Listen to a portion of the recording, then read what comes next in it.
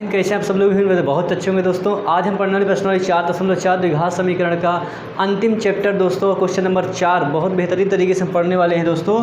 अब क्या है प्रश्न नंबर 4 पे, क्या निम्न स्थिति संभव है? यदि है तो उनकी वर्तमान आयु ज्ञात कीजिए। दो मित्रों की आयु का योग 20 वर्ष है। 4 वर्ष पूर्व उनकी आयु का गुणनफल 48 था। ठीक है दोस्तों, यह प्रश्न बढ़िया प्रश्न है दोस्तों, इसमें कोई दिक्कत नहीं है। सबसे पहले हम समीकरण बनाएंगे, उसके बाद विविक्त कर निकालेंगे। यदि विविक्त कर ठीक ठाक आ गया, ठीक है, यानी डिस्क्रिमिनेंट ठीक ठाक आ गया तो उसका सलूशन होगा, नहीं तो नहीं होगा। ठीक है, यदि यह है तो उनकी वर्तमान आयु ज्ञात कीजिए। दो मित्रों की आयु का योग 20 वर्ष है। तो सबसे पहले क्या कहेंगे, माना पहले मित्र की आयु बराबर x वर्ष तथा दूसरे मित्र की आयु बराबर। देखिए दोस्तों, दो मित्रों की उम्र को जब जोड़ देते हैं तो 20 हो जाता है। एक की x हो गई तो दूसरे की क्या हो जाएगी, 20 ऋण x। 20 से घटा देंगे, दूसरे की ऑटोमेटिक पता चल जाएगी, 20 ऋण x वर्ष। ठीक है, अब कह रहा है 4 वर्ष पूर्व उनकी आयु का गुणनफल 48 था। तो सबसे पहले आप कहेंगे 4 वर्ष पूर्व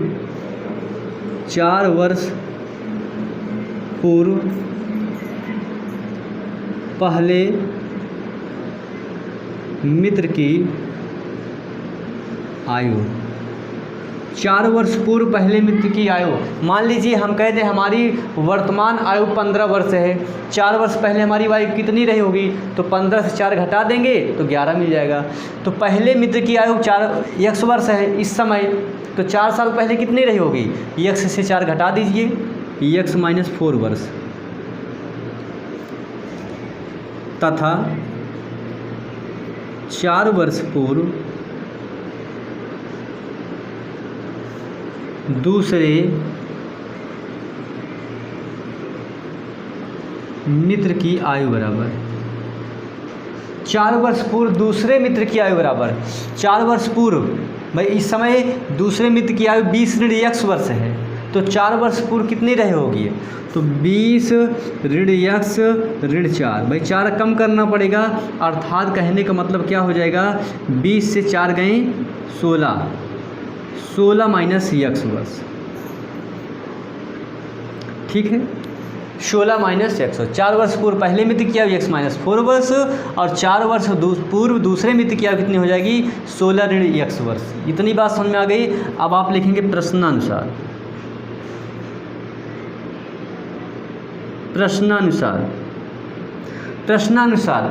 4 वर्ष पूर्व उनकी आयु का गुणनफल 48 था। यदि इनका और इनका गुणा करा दें तो 48 मिल जाएगा। तो कहने का मतलब x - 4 गुणे 16 माइनस x बराबर कितना है, 48। मतलब 4 वर्ष पूर्व अगर दोनों की आयु का गुणा करवा दें तो 48 हो जाएगा। इक्वेशन बन गया। अब हल कर लेंगे। कैसे करेंगे, x का x 16 से गुणा 16x, फिर x का x से गुणा माइनस x²। ये x का काम कंप्लीट, दोनों में गुणा हो गया। अब ऋण 4 का 16 में करेंगे तो 16 चौके 64। ऋण ये है, जब आएगा तो धन हो जाएगा 4x। यहाँ से हटा देंगे, दोनों का गुणा कंप्लीट बराबर 48। फिर क्या हो जाएगा, माइनस x² पहले ले लेंगे। और कहीं है क्या, नहीं है, कोई दिक्कत नहीं, छोड़ दीजिए इसको। अब तो छोड़ देंगे, 16x यहाँ है, 4x यहाँ है, कितना हो जाएगा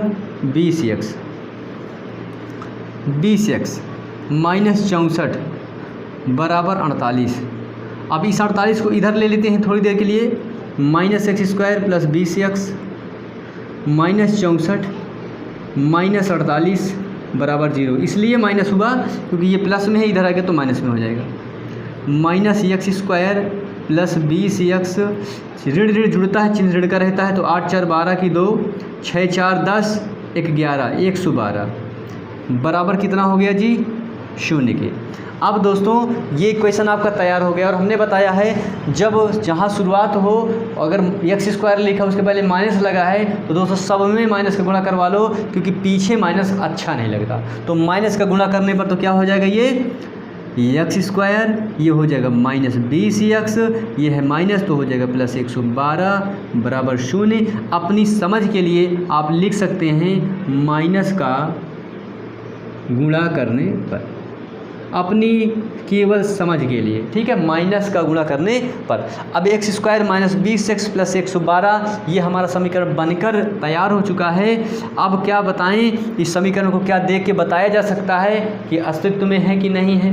भाई अगर मूल अस्तित्व में है तो गुणनखंड निकलेगा, मूल अस्तित्व में नहीं है तो नहीं निकलेगा। उसके लिए हमने बना रखा है क्या, एक सूत्र d = b² - 4ac = 0 सिद्ध कर देते हैं। तो सबसे पहले आप लिखेंगे यहाँ a बराबर x² के पीछे क्या है, कुछ नहीं है तो 1 मानेंगे। b के पीछे क्या है -20 और c बराबर कितना है 112। ठीक है, उन दोस्तों से रिक्वेस्ट है जो यह वीडियो पहली बार देख रहे हैं, प्लीज़ यदि आप चैनल पर नए हैं तो चैनल को सब्सक्राइब कर लीजिए और जितने भी वीडियोज़ हमने बनाई हैं क्रम बाई क्रम सीरियल से देखिए। यदि इस क्वेश्चन में समझ में आए दोस्तों तो चैनल को डिसलाइक करके चले जाना। और क्या कह सकते हैं, a = 1, b = -20, c = 112। तो d बराबर आप सबसे पहले निकालेंगे व्युत्कर b² - 4ac।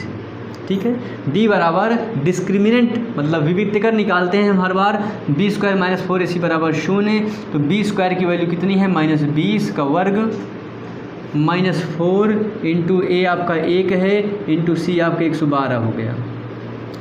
20 का 20 में गुणा हो जाएगा भैया 400 माइनस 4 दूना 8, 4 एकम 4, 4 एकम 4, 448 हो गए जी। 400 से 448 तो घटेगा नहीं, तो 448 से 400 -48। तो d बराबर आ गया दोस्तों आपका -48। और हमने एक शर्त बताई है, जब भी विविधकर ऋणात्मक आएगा समझ लीजिए मूल अस्तित्व में है ही नहीं, यानी इसका गुणनखंड निकालना संभव नहीं है। तो आप लिख सकते हैं चूँकि b² - 4ac > 0, अतः कोई मूल नहीं होंगे, अतः कोई मूल नहीं होंगे। क्यों नहीं होंगे, जब भी d यानी विविधकर डिस्क्रिमिनेंट आपका ऋणात्मक आंसर आ जाए तो वह 0 से हमेशा छोटा होगा।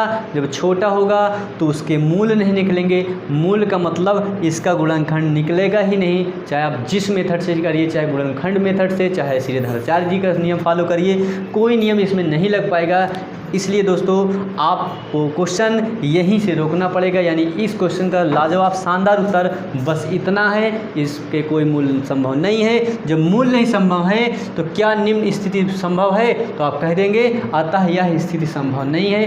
कल्पना मात्र है दोस्तों, सही बात नहीं है। आप लिख सकते हैं अतः यह संभव नहीं है, अतः यह स्थिति जो कहानी बताई गई है दोस्तों ये गलत है, अतः यह स्थिति संभव नहीं है, अतः यह स्थिति संभव नहीं है। इतना और लिख दीजिए, समझ लीजिए आपके मैथमेटिक्स की कॉपी में 4 चांद लग जाएंगे दोस्तों, बहुत खूबसूरत कॉपी दिखने लगी। चलिए देखते हैं इस चैप्टर का अंतिम प्रश्न। तो क्वेश्चन नंबर 5 दोस्तों, क्या परिमाप 80 मीटर तथा क्षेत्रफल 400 वर्ग मीटर स्क्वायर के एक पार्क को बनाना संभव है? यदि है तो उसकी लंबाई और चौड़ाई ज्ञात कीजिए। तो दोस्तों सबसे पहले हमें इसमें हर सवाल की तरह मानना पड़ेगा। मानने के बाद द्विघात समीकरण के रूप में वो बनेगा और गुणनखंड निकल आया, वैल्यू निकल आई तो पार्क बनाना संभव है। और गुणनखंड नहीं निकला, मान नहीं निकल पा रहा, तो समझ लीजिए ये केवल कल्पना है, ऐसी कोई बगिया बनाई जा नहीं सकती। चलिए दोस्तों इसमें भी हमको मानना पड़ेगा। सॉल्व करते हैं क्या, सबसे पहले आप मान लेते हैं, माना पार्क की लंबाई, माना पार्क की लंबाई बराबर x मीटर। ठीक है, अब दोस्तों एक चीज़ दे रखा है परिमाप, तो आप कहेंगे चूँकि पार्क का परिमाप दे रखा है, पार्क का परिमाप दे रखा है, क्या दे रखा है 80 मीटर, 80 मीटर। और पार का परिमाप यानी वर्ग का परिमाप तो होगा नहीं। हम मान रहे हैं कि यह परिमाप मान लीजिए आयत के रूप का हो सकता है, ऐसा कल्पना कर रहे हैं कि शायद ये आयत हो। ठीक है, तो क्या हो जाएगा फिर दोस्तों, क्योंकि परिमाप और क्षेत्रफल अलग अलग हैं, इसलिए हम कह सकते हैं कि सबसे पहली बात तो हमको मानना है कि ये जो बगिया है ये आयताकार है। तो आयत के परिमाप का सूत्र आप जानते हैं, 2 गुणे लंबाई धन चौड़ाई बराबर 80। तो लंबाई तो आपका क्या दे रखा है, लंबाई क्या दे रखा है, ये गुणे में है ना, देखते हैं लंबाई कितना दे रखा है x प्लस चौड़ाई कितना दे रखा है पता ही नहीं, बराबर 80/2। कैसे 2 बटे में चला गया, यहाँ गुणे में है, उधर जाकर 2 बटे में, 2 1 कम 2 2 4 को 8 40 हो जाएगा। तो चौड़ाई बराबर 40, ये प्लस में है, उधर जा रहा है x। ठीक है, इतनी बात समझ में आ गई। परिमाप की वजह से हमें चौड़ाई पता चल गई कि 40 ऋण x होगा। ठीक है, अब देखिए और एक चीज़ दे रखा है, क्षेत्रफल। क्षेत्रफल का सूत्र आप जानते हैं, क्योंकि परिमाप हमने आयत का माना है, इसलिए क्षेत्रफल भी सूत्र आयत का ही लगाएंगे, यानी लंबाई गुणे चौड़ाई। तो क्या कहेंगे, प्रश्नानुसार। प्रश्नानुसार ठीक है, क्षेत्रफल।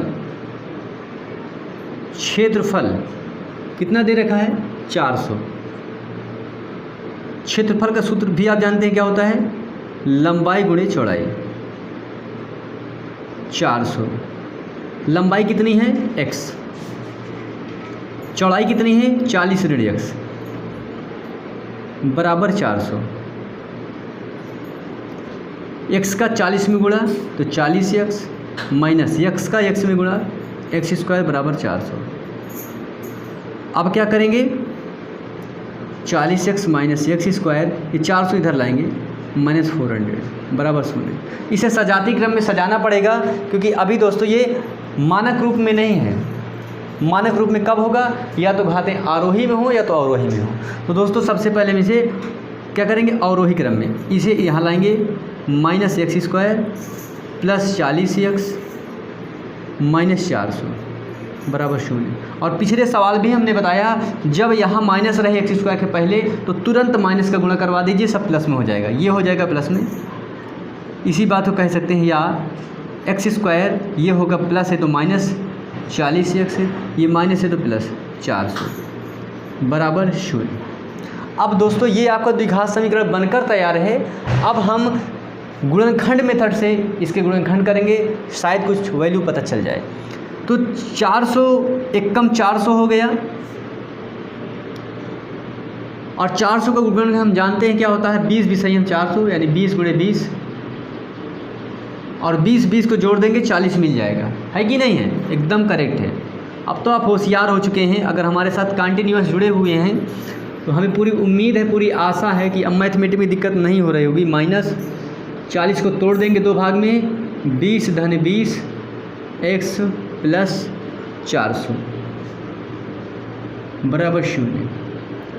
x² minus 20x minus 20x plus 400 बराबर 0। जोड़ा बना ले देंगे, x दोनों में कॉमन है तो x कॉमन हो जाएगा, यहाँ बचेगा 2 है x तो 1 x माइनस x यहाँ भागा या 20 बचेगा, माइनस इन दोनों में 20 कॉमन है, 400 में भी 20 छिपा होता है, 20 में तो 20 है ही, तो -20 ब्रैकेट में क्या बचेगा, यहाँ x बचेगा, -20 का भाग 400 में दीजिए, 20 भी सही है 400 बराबर 0। और शर्त भी होती है, जो इस ब्रैकेट में आता है वही 100% इस ब्रैकेट में आ रहा है तो सवाल सही है, नहीं तो सवाल गलत है।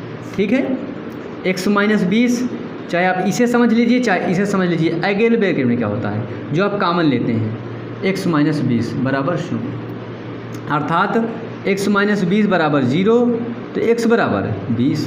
एक और है, x माइनस 20 बराबर 0, तो x बराबर 20। दोनों में दोस्तों 20 आ रहा है। ठीक है, दोनों में क्या आ रहा है, इसमें भी 20 है इसमें भी 20 है, तो बात तो बराबर है। तो आप क्या कह सकते हैं दोस्तों, क्या कह सकते हैं इसमें, आप कह सकते हैं कि आपका यदि लंबाई 20 हो गई तब चौड़ाई बराबर, चौड़ाई कितनी होगी भैया, 40 माइनस x, 40 माइनस x।